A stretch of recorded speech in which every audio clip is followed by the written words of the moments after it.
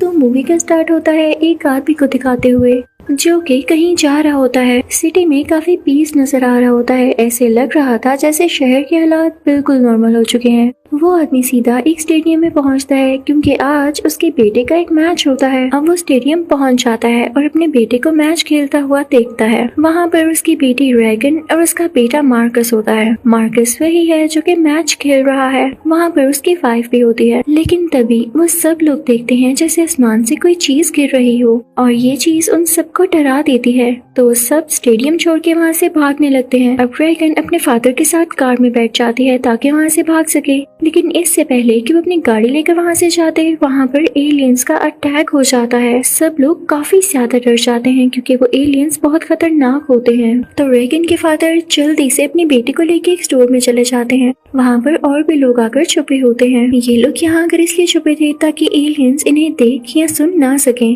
लेकिन तभी वहाँ पर एक लड़की का फोन रिंग होता है और एलियन उसकी आवाज सुन के अंदर आ जाता है। अब रेगन के फादर डर के अपनी बेटी को अपने साथ बाहर ले आते हैं और उससे कहते हैं बस मेरे साथ चलती रहना। लेकिन उनके पीछे एक बहुत ही बड़ा एलियन लग जाता है। लेकिन भला हो उस पुलिस ऑफिसर का जो कि उस एलियन को शूट कर देता है। लेकिन इस सब में वो बेचारा पुलिस ऑफिसर मारा जाता है। ये सीन जो हमने देखा ये सारा कुछ पास्ट में गुजर चुका है और अब हम प्रेजेंट की तरफ आते हैं। ये सुन के आपको भी बहुत दुख होगा कि जिस आदमी की हम बात कर रहे थे यानी रेगन के फादर, उनको एलियंस ने मार दिया था। रेगन की मदर काफी ब्रेव होती हैं, तो वही अपने बच्चों का ख्याल रख रही थी। रेगन और मार्कस का एक और छोटा सा भाई होता है और यहाँ पर हम देखते कि रेगन की मदर ने एलियन को मार दिया है। उनका घर भी तबाह हो चुका है और अब ये सब अपने घर से बाहर आ रहे होते हैं। उनका घर पूरी तरह से जल चुका होता है, तो इसलिए वो किसी और जगह जा रहे होते हैं। लेकिन तभी वो लेडी यानी रेगन की मदर कहती हैं कि मुझे घर के अंदर जाना होगा, मुझे कुछ जरूरी सामान चाहिए। वो एक बॉक्स लेती हैं जिसमें वो अपने बेबी को रख सके और साथ ही साथ कुछ ऑक्सीजन भी। तभी वहाँ पर रेगन भी आ जाती है। वो रेडियो उठा लेती है और उसने ऐसा इसलिए किया था क्योंकि रेगन एक हियरिंग डिवाइस पहनती थी और उसमें से निकलने वाली आवाज से एलियंस दूर भागा करते थे। तो रेगन का ये प्लान था कि वो उस आवाज को इस रेडियो के जरिए ज्यादा वॉल्यूम पर बजाए ताकि एलियंस को आगे हराया जा सके। साथ वो कुछ मैप्स भी लेती है जहाँ पर कुछ लोग थे।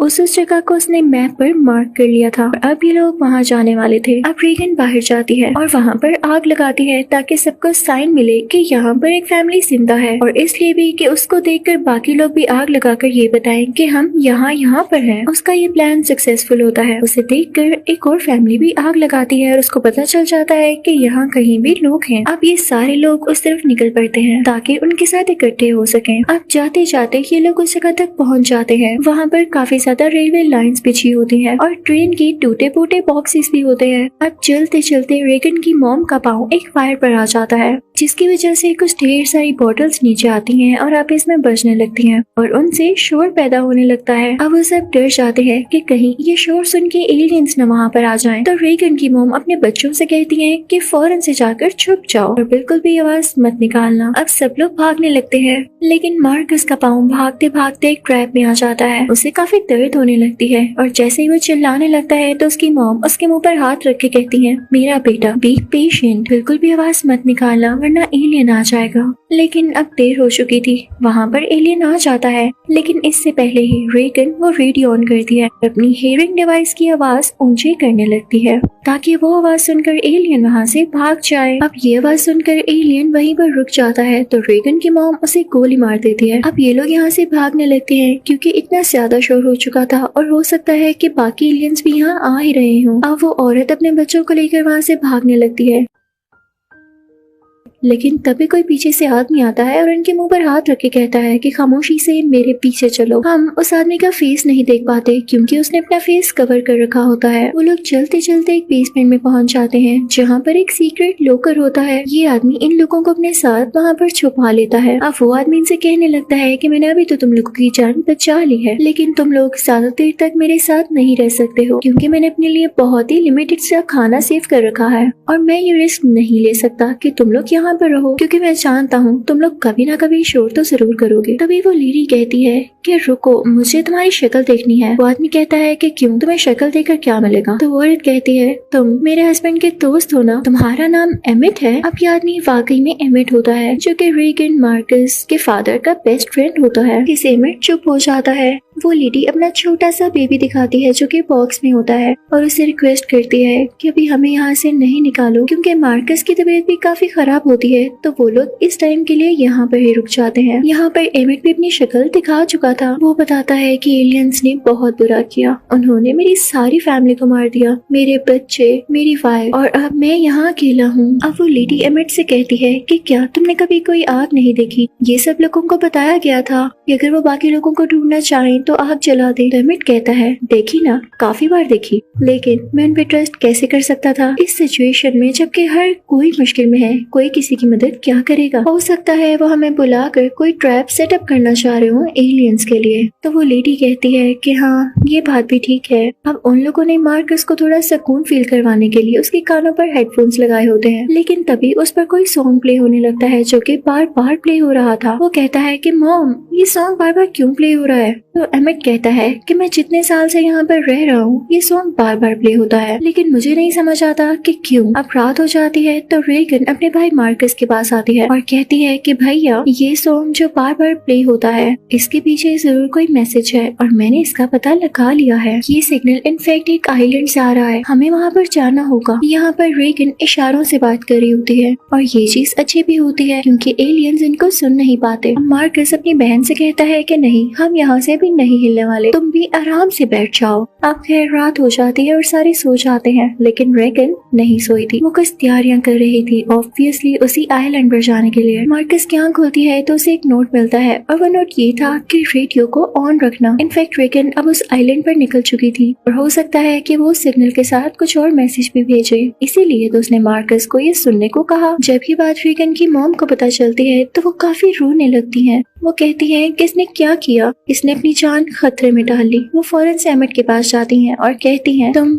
मेरे हस्बैंड के दोस्त हो, क्या तुम मेरी मदद करोगे? प्लीज मेरी बेटी को वापस ले आओ। तो एमिट कहता है कि ये खतरे से खाली नहीं है, आप खुद भी जानती हैं। तो रेगन की मॉम कहती है मेरे हस्बैंड ने हमेशा तुम्हारा साथ दिया और वो तुम्हें अपना सच्चा दोस्त मानते थे, क्या मेरे बच्चे तुम्हारे बच्चे नहीं लगे? प्लीज मेरी बेटी को बचा लो। तो एमिट अब यहाँ इमोशनल हो जाता है और चला जाता है रेगन को बचाने के लिए। अब दूसरी तरफ हम रेगन को देखते हैं, वो एक पुरानी सी ट्रेन में जाती है जहाँ पर उसे कुछ मेडिसिन मिलती है, लेकिन जैसे ही वो एक मेडिसिन का बॉक्स उठाती है तो पीछे से एक डेड बॉडी गिरती है, जिसे देख के रेगन काफी डर जाती है और चिल्लाती है। और बस एलियंस को तो बहाना चाहिए था आने का और वहाँ पर एक खतरनाक एलियन आ जाता है। अब रेगन जब देखती है कि एलियन उसके पास आ रहा है तो वो अपनी हेयरिंग डिवाइस की आवाज ऊंची करके लगा देती है, जिसे सुनकर एलियन को तो कुछ होने लगता है। अब मौके का फायदा उठाकर रेगन उसे शूट करती है, लेकिन उसका निशाना चूक जाता है, गोली उसे हिट नहीं कर पाती। अब वो एलियन उसके काफी करीब आ रहा होता है, लेकिन तभी पीछे से एमिट आ जाता है और वो उस एलियन को शूट करके गिरा देता है। अब एमिट फौरन से रेगन के पास जाता है और कहता है कि तुमने यहाँ आके गलती की है, फौरन से मेरे साथ घर चलो। लेकिन हाँ, हमें इस बात का भी ख्याल रखना होगा कि अभी जो एलियन को शूट किया उसे काफी आवाज आई है और बाकी एलियंस भी यहाँ आ रहे होंगे, उनके यहाँ से जाते ही हम भी निकल जाएंगे। तो रेगन कहती है नहीं, कौन से घर की बात कर रहे हैं आप? ऐसा घर जो तंग और अंधेरी सी जगह है, हम वहाँ से निकल नहीं सकते, वहाँ कुछ कर नहीं सकते, आप उसे अपना घर कहते हैं। मैं चाहूंगी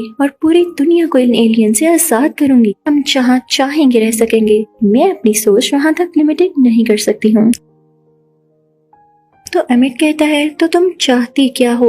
तुम जानती हो ना कि मैं अपनी फैमिली के लिए भी कुछ नहीं कर पाया और वो मारी गई। तो रेगन कहती है बस यही तो बात है, आप कुछ कर नहीं पाए, अब आपके पास मौका है, आप कुछ करें, आप मेरे साथ आइलैंड तक आए, हम दुनिया के हालात बदल देंगे। अब एमिट कहता है कि चलो ठीक है, लेकिन तुम पहले थोड़ा सा रेस्ट कर लो, उसके बाद चलेंगे। अब यहाँ पर वो रेगन सो जाती है, लेकिन जब वो उठती है तो उसके पास ना रेडियो होता है, ना ही उसकी हेयरिंग डिवाइस है, उसकी गन भी वहाँ पर नहीं होती। वो बाहर जाती है तो देखती है एमिट भी वहाँ पर नहीं है, तो वो रोने लगती है। उसे लगता है कि शायद एमिट उसे छोड़कर चला गया है, लेकिन तभी वहाँ पर एमिट आता है और कहता है हमें एक बोट मिली है, हम उस पर जाएंगे। अब ये लोग तैयारियां करने लगते हैं उस आइलैंड तक जाने के लिए, लेकिन उस तरफ हम मार्कस को देखते हैं, उसकी तबीयत काफी खराब हो रही होती है और जिस बॉक्स में मार्कस का छोटा भाई होता है उसके साथ अटैच ऑक्सीजन भी कम हो रही होती है, जिसकी वजह से उनकी मॉम यानी वो लेडी काफी परेशान हो जाती है और वो कहती है कि मैं फार्मेसी से जाऊंगी ताकि अपने बच्चों के लिए मेडिसिन ला सकूं। अब वो वहाँ से निकल पड़ती है। वो लेडी वहाँ से कुछ मेडिसिन लेती है और 2 ऑक्सीजन की सिलेंडर भी उठाती है। अब दूसरी तरफ उधर मार्कस पूरे घर में एक टॉर्च लेकर फिर रहा होता है, जैसे वो कोई चीज ढूंढना चाह रहा हो। वो एक रूम में पहुंच जाता है और वो देखता है कि वहाँ पर किसी की डेड बॉडी है और ये कोई और नहीं बल्कि एमिट की वाइफ होती है, जिसे देखकर मार्कस बहुत बुरी तरह डर जाता है और गिर जाता है। इस वजह से वहाँ पर रखी हुई चीजें भी गिरने लगती हैं और काफी ज्यादा शोर होता है। दूसरी तरफ हम एमिट और रेगन को देखते हैं जो कि निकलने ही वाले होते हैं, लेकिन तभी वहाँ पर उन्हें एक छोटी बच्ची दिखाई देती है। ऐसे लग रहा था जैसे वो रो रही हो। एमिट उसके पास जाता है, लेकिन वो छोटी बच्ची उसके गले में एक ट्रैप डाल देती है, जिसके साथ बहुत सारी बॉटल्स अटैच होती हैं जो कि शोर करने लगती हैं। और जाहिर सी बात है वहाँ एलियंस आ जाते, लेकिन इससे पहले ही वहाँ कुछ लोग आते हैं और रेगन को भी पकड़ लेते हैं। दूसरी तरफ हम देखते हैं कि मार्कस के पीछे पीछे वो एलियन भी आ जाता है जो कि शोर सुन के यहाँ पर आया था। मार्कस अपनी जान बचाने के लिए वहाँ से भागने लगता है और उसी लोकर के अंदर चला जाता है। उसका छोटा भाई भी वहीं पर होता है। वो लोकर का दरवाजा बंद कर लेता है, लेकिन ये दरवाजा अब हमेशा के लिए बंद हो चुका था। मार्कस चाह कर भी उस दरवाजे को नहीं खोल पा रहा था और कुछ ही टाइम गुजरने के बाद अंदर का ऑक्सीजन लेवल कम होने लगता है। मार्कस को सांस नहीं आ रहा होता तो वो अपने छोटे भाई के मुंह से ऑक्सीजन उठाता है और अपने मुंह पर लगा लेता है। उसका भाई रोने लगता है, लेकिन अब वो कर भी क्या सकता था। वो साथ साथ अपने भाई को भी ऑक्सीजन दे रहा होता है और उतनी देर में वो लेडी यानी मार्कस की मॉम आ जाती है। वो देखती है कि जमीन पर ऑयल पड़ा हुआ है। उससे एक आइडिया आता है। वो शोर मचाती है ताकि जैसे ही एलियंस यहाँ पर आए और ऑयल के ऊपर अपना पाँव रखें तो मैं उनको शूट कर दूं। और ऐसा ही होता है। वहाँ पर एलियन आते हैं। वो लेडी वहाँ शूट करती है तो ऑयल की वजह से वहाँ आग लग जाती है और एलियन उसमें जलकर मारा जाता है। अब वो लेडी अंदर आती है तो देखती है कि उसके बच्चे लोकर में लोक हो चुके हैं। वो जल्दी से लोकर खोलती है। वो उनको ऑक्सीजन देती है। दूसरी तरफ वो लोग रेगन को कहीं पर लेकर जा रहे होते हैं तो एमिट उससे कहता है पानी में कूद जाओ। और इसी के साथ एमिट शोर करने लगता है, जिसकी वजह से वो एलियन वहाँ आ जाता है और उन सब लोगों को मार देता है। इतनी ही देर में एमिट भी पानी में कूद चुका था। उसके पीछे एक एलियन भी जंप लगाता है, लेकिन पानी में आने की वजह से वो मारा जाता है क्योंकि पानी भी उनकी एक वीकनेस होती है। तभी उसके पास रेगन एक बोट लेकर आती है और एमिट को अपने साथ ऊपर खींच लेती है। एमिट के मुंह में वो हेयरिंग डिवाइस होती है जो कि इन लोगों ने रेगन से छीन ली थी। वो हेयरिंग डिवाइस रेगन को देता है और अब ये लोग निकल पड़ते हैं फाइनली उस आइलैंड की तरफ। लोग उस आइलैंड तक पहुंच चुके थे। वहां जाकर ये देखते हैं कि वहां के लोग बड़ी अच्छी जिंदगी गुजार रहे हैं और एलियंस भी यहाँ तक नहीं आ सकते क्योंकि दरमियान में पानी आता है और एलियंस यहाँ आते आते मर जाएं। एमिट बहुत खुश होता है और वहाँ एक आदमी से बात करने लगता है। वो कहता है कि मैं इस बच्ची रेगन की वजह से यहाँ पर आया हूँ। वहाँ से एमिट सीधा रेगन के पास जाता है और उसे कहता है कि तुम बहुत ब्रेव हो, बिल्कुल अपने फादर की तरह। इस बात से रेगन काफी खुश हो जाती है, लेकिन तभी हम देखते हैं कि उस आइलैंड के पास एक बोट आ रही है जो कि अपने आप तैरकर वहाँ तक पहुँच चुकी थी और उसमें एक एलियन होता है। अब एमिट शोर मचाने लगता है कि सब लोग अपने घरों के अंदर छुप जाएं, एलियन अटैक करने आ रहा है। अब सब लोग भागने लगते हैं और जिस आदमी से एमिट शुरू में बात कर रहा था वो गाड़ी स्टार्ट करता है। अब एमिट और रेगन भी उस गाड़ी के अंदर बैठ जाते हैं और वो आदमी जोर जोर से हॉर्न बजाने लगता है ताकि एलियन उनके पीछे लग जाए। ऐसा ही होता है। वो भागकर एक रूम में पहुंचते हैं, लेकिन वो एलियन उस आदमी को अपने साथ ले जाता है। एमिट और रेगन अंदर ही होते हैं। वहाँ पर ब्रॉडकास्टिंग सिस्टम भी होता है जहाँ से ये रेडियो सिग्नल्स भेज सकते थे। उधर हम देखते हैं कि मार्कस काफी बीमार हो चुका होता है और वो तीनों लोकर के अंदर कैद होते हैं। वो लोग ऑक्सीजन कंटिन्यूसली यूज कर रहे थे, जिसकी वजह से ऑक्सीजन भी काफी कम रह गई थी। अब उन बच्चों की मॉम यानी वो लेडी जब लोकर से बाहर देखती हैं तो वहाँ पर एलियन होता है। अब वो एलियन उनके लोकर का दरवाजा तोड़ देता है, अंदर आने की कोशिश करता है, लेकिन वो जगह छोटी होने की वजह से वो अंदर नहीं आ पाता। लेकिन अपने हाथ से वो उन लोगों को इंजर्ट करने की कोशिश कर रहा होता है। उतनी देर में रेगन वहाँ पहुँच जाती है ताकि अपनी हेयरिंग डिवाइस की आवाज को स्पीकर पर लगा सके और इसके सिग्नल्स हर जगह भेज सके। इसीलिए उसने मार्कस को रेडियो ऑन रखने के लिए कहा था। लेकिन उतनी देर में यहाँ पर भी एलियन आ जाता है और एमिट पर अटैक करने लगता है, लेकिन रेगन जल्दी से उसका स्पीकर ऑन कर देती है, अपनी हेयरिंग डिवाइस की आवाज उसमें लगा देती है। इसके सिग्नल सारे रेडियो तक जाते हैं। अब उस तरफ मार्कस भी वो रेडियो पकड़ के एलियन के पास आने लगता है और वो इससे दूर भागने लगता है। रेडियो को पकड़ के ही मार्कस उस लोकर से बाहर आ जाता है और एलियन पीछे पीछे जा रहा होता है। अब मार्कस यहाँ पे इस एलियन को शूट करके मार देता है और दूसरी तरफ रेगन भी उस एलियन पर काफी बुरी तरह अटैक करती है और वो एलियन वही मारा जाता है। यहाँ पर इन दोनों बच्चों ने बहुत अच्छा काम किया था। इनकी मॉम को जरूर इन पर प्राउड होगा और इनके फादर की सोल को भी कि मेरे बच्चे मेरी तरह ब्रेव हैं। और इसी के साथ